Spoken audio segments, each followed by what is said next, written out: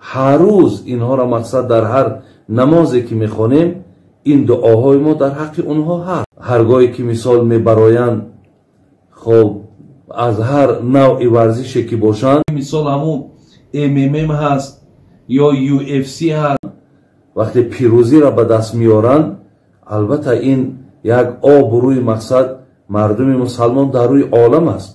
امروز محاربه دارد که مرا با طریق تلفن گفت بابا حاجی در حقم دعا کن که امروز من محاربه دارم. یگان مقصد از یگان حریفش تا حاضر مغلوب شدگی نیست که نامبرداری هم مردم مسلمان هم مردم تاجیک ما بود. جوانای خودمان، پهلوانهای خودمان دعا میکنم که خدای مهربان صف اینها کم نشود و دعا میکنم که خدای مهربان اینها نامبرداری هم دین ما و هم نامبرداری مردم تاجیک ما باشند. این برادرای عزیز، من وقتی این سوال شما را نگاه کردم در ذهن و در خیالم همین هم آمد که چرا ما امروز از پهلوانهای خودمان فراموش کردگی و اینهایی که در بالا هم یاد کردم همه اینها هم آدمای نامبردارند. اگر مبالغه بدم نشود باور که همین پهلوانهای ما لازم شاید همون حبیب هم میزنند. برای همین من اینجا در مقصدم یگان کس پس زدن و یگان کس تحقیر کردن نیست، فقط این است که من میخواهم که وقتی اونها را که شما در دعاهاتون یاد میکنید اینها اولین درجه هم. ما را این پهلوانهای خود الحمدلله همه اینها مسلمانند، فرزند مسلمانند، همه اینها مردم تاجیک ما هستند. در برابرش برادرای از ببینید ما کیها داریم. دلشاد نظرف داریم، یکی از پهلوانهای المپی، خب خیلی معروف و مشهور. بهروز خواجه زاده داریم، این هم یکی از پهلوانهای جهانی است. دیگر بین رسول باقیف داریم که قریب در زبانی نه تنها مردم تاجیک، غیر تاجیک هم در دهن اون مردم هم نام رسول معروف و مشهور است که حتی در روسیه هم مقصد باز به تعلیم فرزندای ما و شما، به تعلیم مثال همین ملت ما و شما، اینها با مقصد چی دارن؟ خدمت کردیستن، مهنت کردیستن. همچنان خیرالله نظریف داریم، این هم یکی از گویم پهلوانهای جهانی است. محمد داریم به نام جگه مشهور است. پرویز صابیرов داریم. شکر محمد داریم از مردم بدخشان. همچنان محمد نبی داریم، خارکشف. سعید جلال داریم، سعیدов. پهلوان شمشاد داریم، پهلوان سامان داریم که همه اینها من اینهایی هستند که اینها الکی گویم دایم بعضی همین موسمایی که می شود اینها را ما می بینیم، ولی گفتم که بسیار اینهایش که هست من ندانستم یا فراموش کردم، لیکن من در حق یا همیشه دعاگو هستم و همیشه جانبدار هستم. پیش از آنی که در حق حبیب دعا کنم، در حق این جوانای خودمان، پهلوانهای خودمان دعا میکنم که خدای مهربان صف اینها کم نشود و دعا میکنم که خدای مهربان اینها نامبرداری هم دین ما و هم نامبرداری مردم تاجیک ما باشند.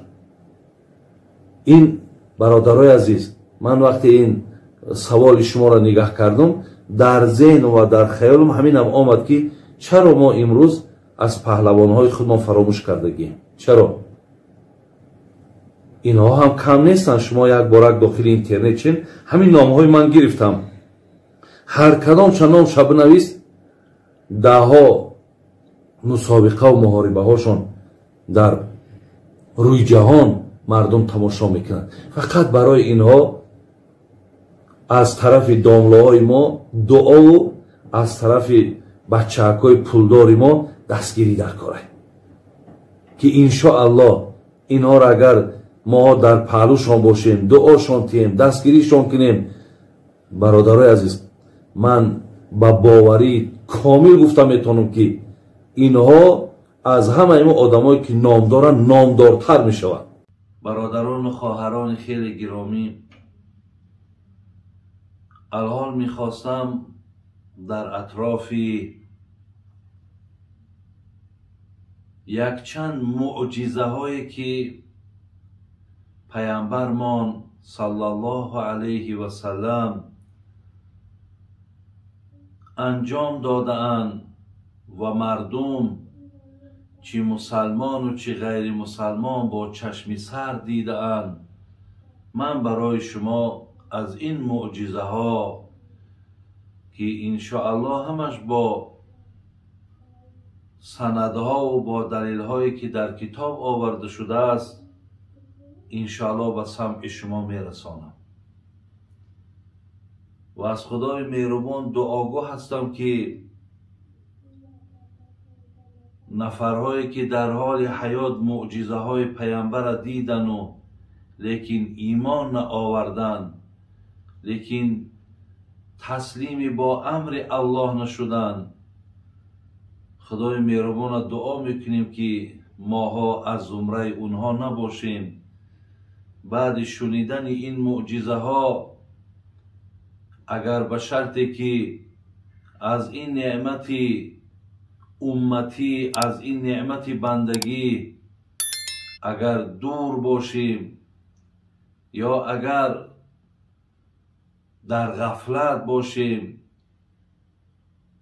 خدای مهربان به طفیل این معجزه هاش ما و شما را نزدیک گردانه و الله مهربان بازم اخلاص و محبت همونه بر این پیامبر نازنین بیشتر گردانه. مصطفی را هزار معجزه بود که به مردم همه نمود مدام، بهترین هزار معجزه اش ادب نیک بود و خلق عظیم. برادران عزیز و گرامی، بله عزیزان خدا میگویند در این 23 سالی که پیامبرمان عرض وجود داشتند، عنوان پیامبری داشتند، خیلی معجزه های زیادی را انجام دادند. یکی از معجزه هایی که من در ابتدا می خواهم برادران و خواهران عزیز برای شما قصه کنم، این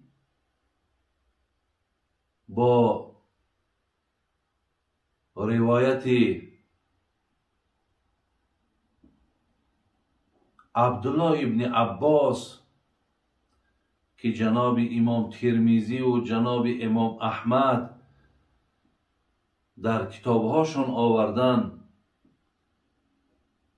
حکایه میکند که بار نفر یک اعرابی جاء اعرابی الی نبی صلی الله علیه و سلم، یعنی آغاز حدیث از همین شروع می شود که یک اعرابی، یک بادیه نشین، یک نفری که مقصد در شهر زندگی نمی کرد، پیش پیامبر گرامی آمدند و از پیامبر سوال کردند من چگونه دانم که تو پیامبری؟ مقصد برای من یک حجت است، برای من یک دلیل است، برای من یک چیزی را بیار که تا من تصدیق کنم که تو پیامبر هستی.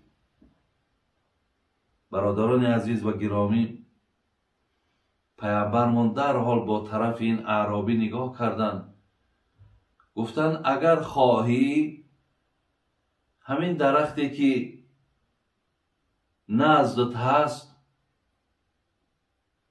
مقصد حتی میوه هاش هم با همراهش هست، اگر خواهی همراه فیراد میکنیم، میآید و شاهدی میدهد که من پیامبر هستم. برای اعرابی، برادران و خواهران عزیز، این بسیار یک تعجب بود که یک درخت از جای خود مقصد کنده شود و بیاید شاهدی دهد که این محمد صلی الله علیه و سلم پیامبری الله است، رسول الله است، پیامبری برحق است. اعرابی گفتند بسیار برای ایمان آوردن من این کاری تو کمک میکند، یاردم میکند. وقتی پیامبر میگه به سوی این درخت صدا زد و او از جای خود جدا شد و پیش حضرت آمد و شاهدی داد که من گواهی میدهم این که تو پیغمبری برحق هستی. بعد آنی که میگه این درخت شاهدی داد و رفته در جای خود باز داخل شد، اعرابی این حالت دید، میگه در حال کلمه را عرضه کرد لا اله الا الله محمد رسول الله. جناب امام دارمی این محدث هم این حالت فقط باز با شکل دیگر هم آورده است که یک نفری را پیامبر گرامی دید و پرسید کجا میرای؟ گفت به طرف خانوادم میرم. گفت آیا به یک کاری نیکی ترا دلالت نکنم؟ گفت تو کاری نیک چی کار است؟ گفت کاری نیک این است که تو گواهی دهی که الله یک و یگانه است. این بت‌هایی که شما پرستش میکنین اینها معبود نیستند، اینها لایق پرستش ندارند و محمد که من هستم پیامبر خدا هستم. آیا با این کار خیر چنگ نمیزنی؟ آیا شاهدی و گواهی نمیدهی؟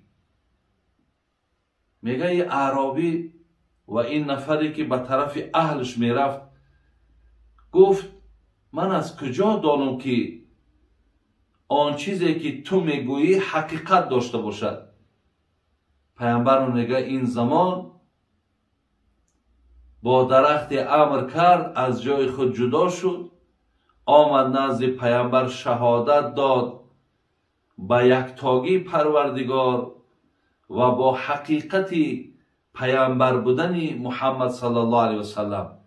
این شخص وقتی میگه ای را دید ایمان آورد و رفت این حادثه را نزد قومش حکایه کرد.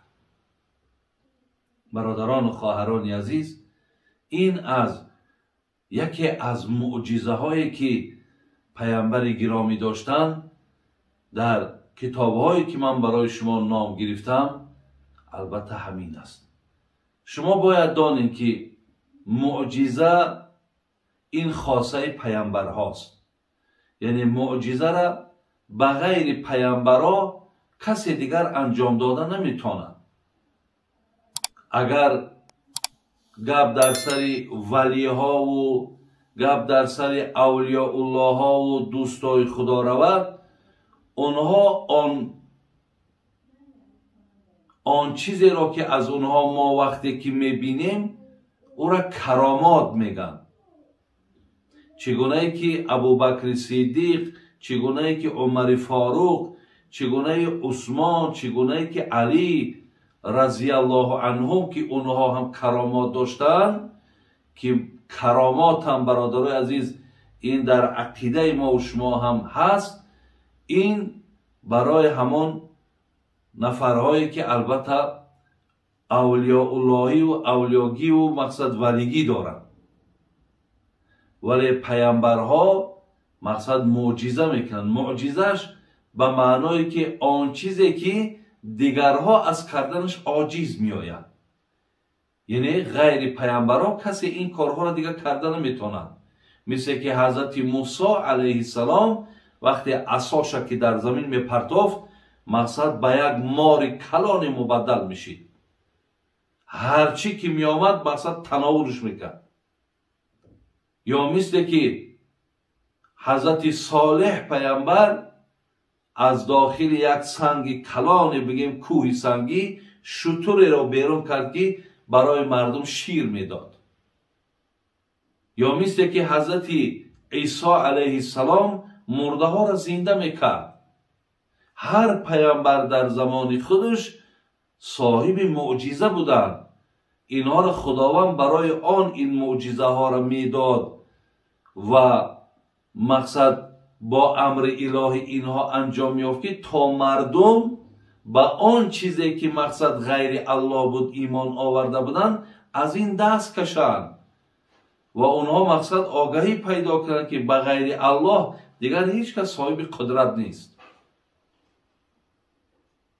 دیگر قصه ای که از معراج پیامبر هست، وقتی که پیامبرمان از غزوه خیبر برگشتند، زن به نام زینب دختر حارث که ایرا زن سلام ابن مشکم میگن که یهودی بود، بسیار میگن حرکت و خواهشش همین بود که پیامبر از زهرآلود کند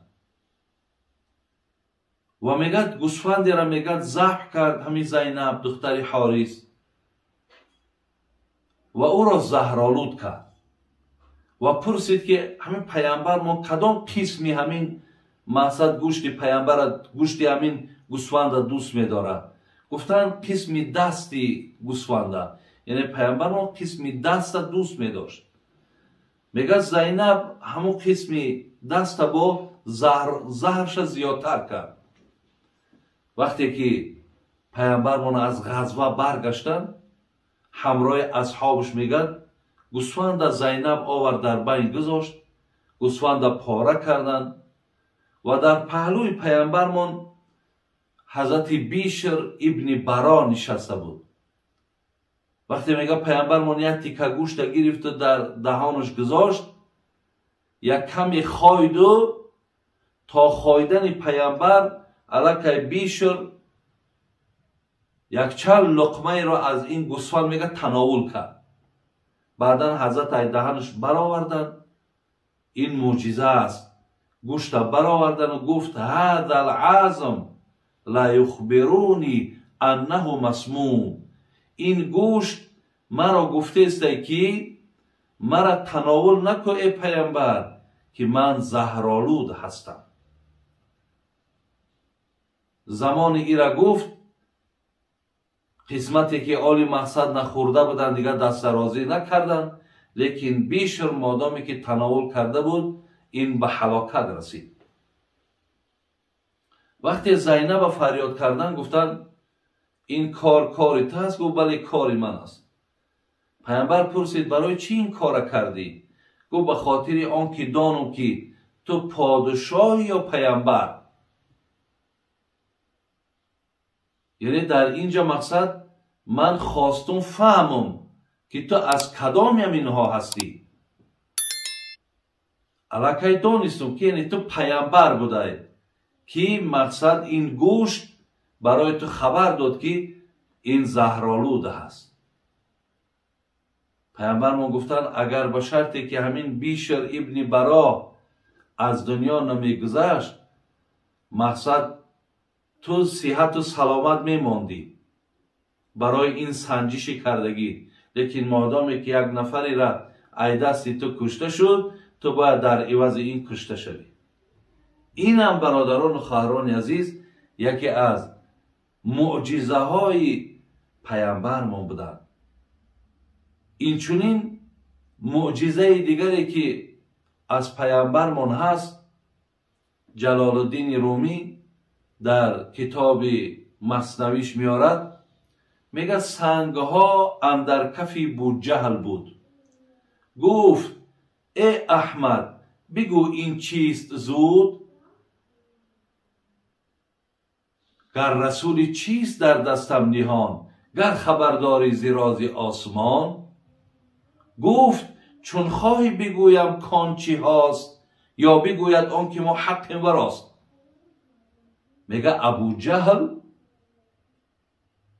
این دشمن الله و رسول در دستش میگه یک چند دانه سنگها را پنهان کرد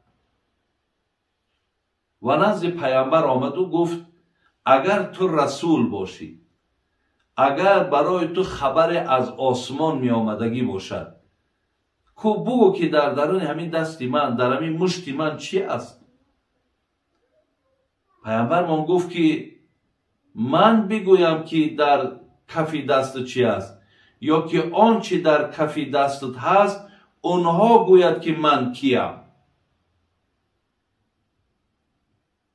وقتی برادرای عزیز ابو جهل این سخن شنید، گفت بوجهل این دوم نادرتر است. گفت آره حق از او قادرتر است. ابو جهل میگه در حال گفت که همین دویم سخنت بسیار بسیار عجیبه. مقصد چیزی که در دست من ای همینها گویم که تو کی.